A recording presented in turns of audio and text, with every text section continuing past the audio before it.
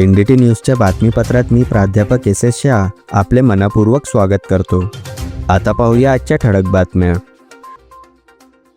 शहादा तालुक्यातील बामखेडा गावात अभिनेत्री सोनाली कुलकर्णींचे ढोल ताशात अनोखे स्वागत।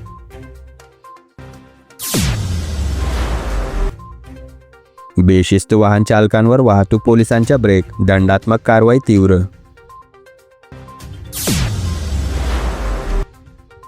सुफा व इकरा उर्दू शाळेत विज्ञान गणित हस्तकला प्रदर्शन उत्साहात। फत्तेपूर गावात घरावरून जाणाऱ्या उच्च दाब तारांबाबत युवा आदिवासी सेनेचा घेराव।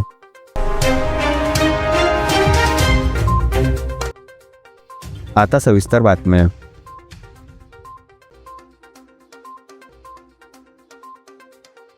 घरोघरी उभारलेल्या गुड्या, रस्त्याच्या दुतर्फा रांगोळी, ठिकठिकाणी स्वागत कमानी आणि गाववेशीवर उसळलेला उत्साह अशा जल्लोषात बामखेडा ग्रामस्थांनी मराठी सिने अभिनेत्री सोनाली कुलकर्णी यांचे पारंपरिक आदिवासी पद्धतीने अनोखे स्वागत केले। सजविलेल्या बैलगाडीवर बसून ढोल ताशांच्या गजरात आदिवासी नृत्य सादर करण्यात आले।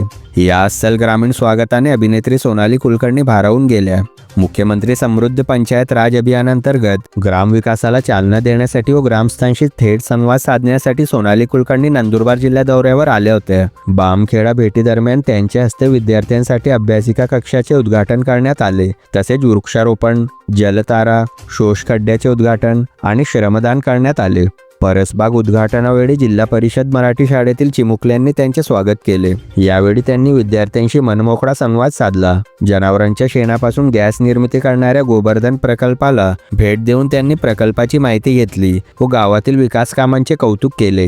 मला वाटतं कुठल्याही गावाचा किंवा समाजाचा विकास हे एका अंगाने होत नाही। आपल्याला शासन, प्रशासन, सरकार, आमच्यासारखी लोक ज्यांचं म्हणणं ऐकायला दोन लोक येतात, जमतात, किंवा विविध क्षेत्रामध्ये काम करणारी लोक आणि समस्त गावकऱ्यांनी, समस्त समाजातल्या लोकांनी एकत्र येऊन जर का प्रगती आणि विकासाच्या पथावर काम केलं तरच विकास होईल। कुठल्या एका अंगाने ते होत नसतं। सगळ्यांनी एकत्र येऊन ते करावं आणि मला ते गेल्या 2 दिवसात प्रत्यक्ष जाणवलं आहे की एकत्र येऊन काम करणे, चळवळ जी असते, लोक चळवळ आणि लोकसहभाग हे केवळ आता ग्रामीण भागामध्ये, गावांमध्ये आपल्याला बघायला मिळते।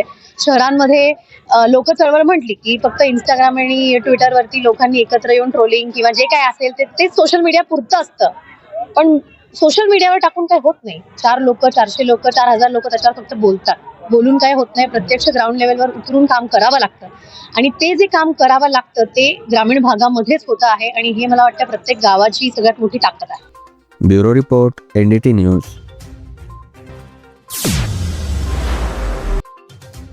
शहादा शहरात वाहतूक नियमांचे उल्लंघन करणाऱ्या वाहन चालकांविरोधात वाहतूक पोलिसांनी कारवाईचा वेग वाढवला असून शहरातील प्रमुख चौक व मार्गांवर धडक मोहीम सुरू आहे। या कारवाईमुळे वाहतुकीत शिस्त येत असली तरी काही बेशिस्त चालकांकडून नियमभंग सुरूच असल्याने पोलिसांनी कठोर भूमिका घेतली आहे। नो एंट्रीत वाहन घुसवणे, परवाना जवळ न बाळगणे, चुकीच्या ठिकाणी वाहन पार्किंग करणे आदी प्रकारांवर कलम 122 अन्वये प्रत्येकी 500 रुपयांचा दंड आकारण्यात येत आहे।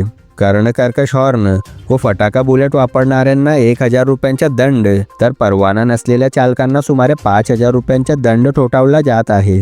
अल्पवयीन मुले दुचाकी चालवताना आढळल्यास त्यांच्या पालकांवर गुन्हा दाखल केला जाणार आहे।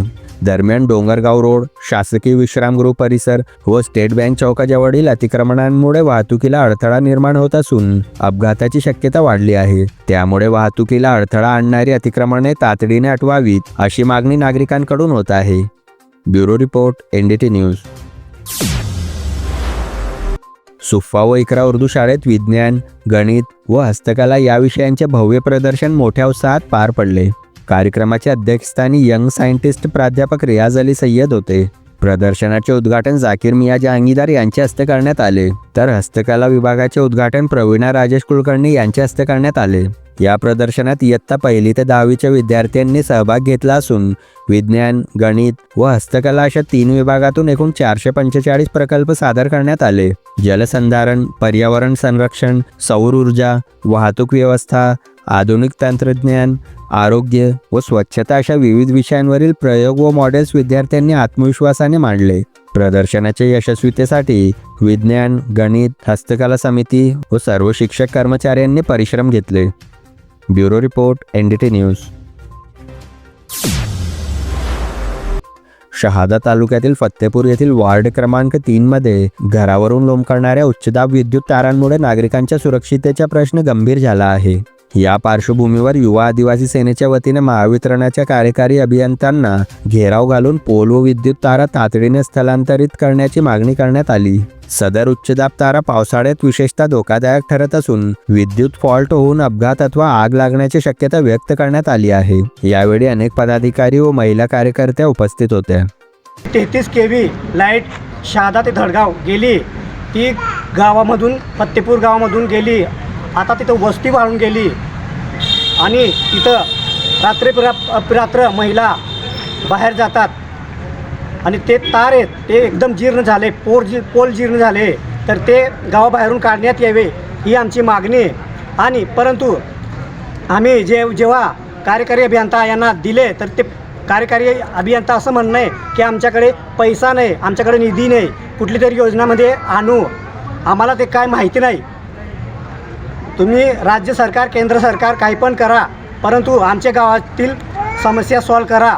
आम्ही पहिल्यांदा पण पत्र दिलं होतं, ते पत्राच्या यांनी दुर्लक्ष केलं. म्हणून आज आम्ही या कार्यकारी अभियंत्यांना यांना विनंती केली, तुम्ही या 15 दिवसात जर कधी 15 दिवसात ती गावाबाहेरून लाईट काढली नाही तर आम्ही गावातील लहान मुलं लहान महिला सगळ्यांनी मिळून गुढीगव्हाण चौफुली येथे रस्ता रोको करू.